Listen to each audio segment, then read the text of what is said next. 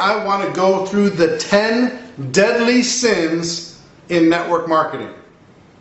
Sin number 1, overinflating your product or service. So many times we are so excited and we really, really want that person to join our business, so we embellish, we exaggerate, we put claims out there that don't really need to be out there. And actually this hurts our credibility more than it helps it. If you tell someone it'll help certain symptoms, fantastic. Help certain situations, fantastic. But you don't need to go overboard. Don't go crazy, because you lose credibility. You don't gain it. Deadly sin number 2, lying about your income. I will tell you, as I'm going through all of these sins, I will tell you I've engaged in most of them, not all of them, but I've engaged in most of them over the course of 25 years. Anybody that's been involved for that long and says they haven't engaged in any of these deadly sins is not telling you the truth. But embellishing your income. Sometimes somebody will share with someone else, oh, you know, here's let me introduce you to my friend, and they're making this amount of money. And you don't correct them. You don't stop them. That's the same as lying. Going up and doing a testimonial. Maybe your income's dropped a little bit from your highest ever income. And you say it anyway, or you feel like you have to inflate it a little bit more or a little bit more. It hurts you on the inside, and it crushes your credibility. So that's deadly sin number 2. Lying about your income or misleading people about your levels of success. Deadly sin number 3. Talking negatively about a distributor, about your company, about anything, frankly, in general. Nobody wants to follow a negative leader. And sometimes we get frustrated and we want to blame others, but just make sure that we are uniting inside of our community, and we can, you know, talk negatively about the matrix outside of network marketing, talk negatively about people who are stuck in meaningless jobs, but let's not talk negatively about another distributor, even if they've done something bad. Let's not talk negatively about our company, and let's not talk negatively about anything in general. You know, the old axiom, positive down, negative only goes up. I would even tell you, from a person that's been in the up level, nobody wants to hear that either.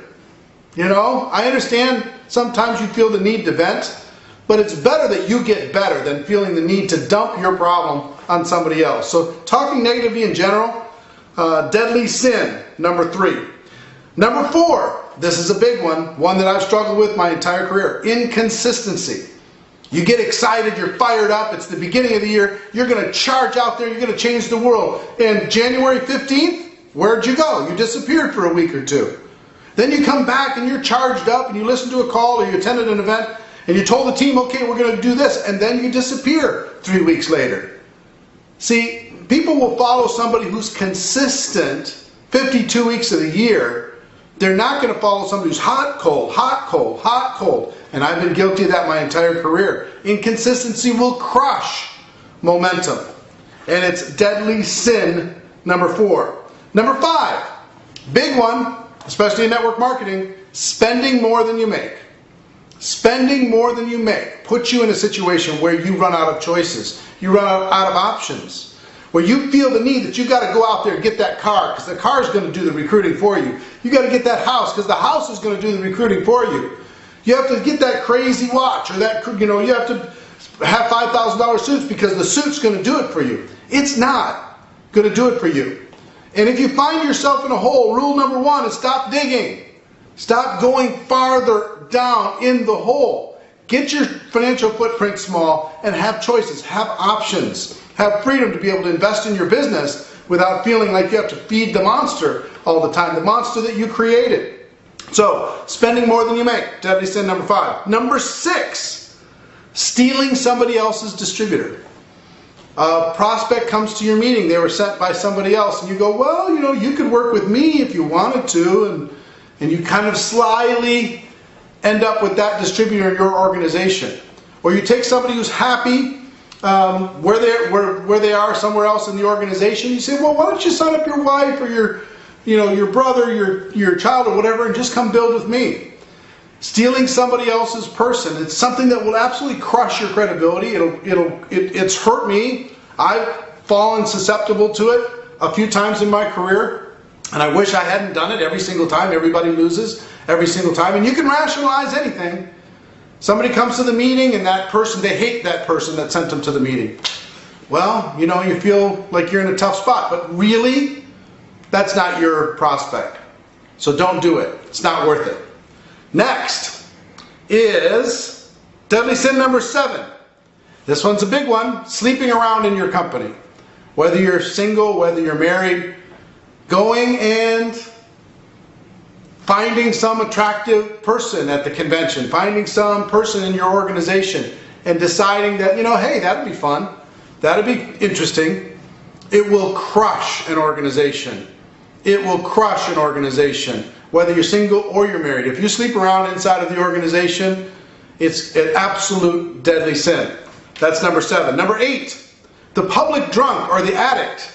The person who is engaging in inappropriate behavior publicly. What you do privately, that's up to you. It's still going to be an issue, of course. But if you get drunk at the company convention, if you are an addict at the company convention, if you are engaging in inappropriate behavior in front of the organization, I promise you, it's going to be an organization killer. No one's going to follow you if you engage in that behavior. Number 8. Number 9, hogging the stage.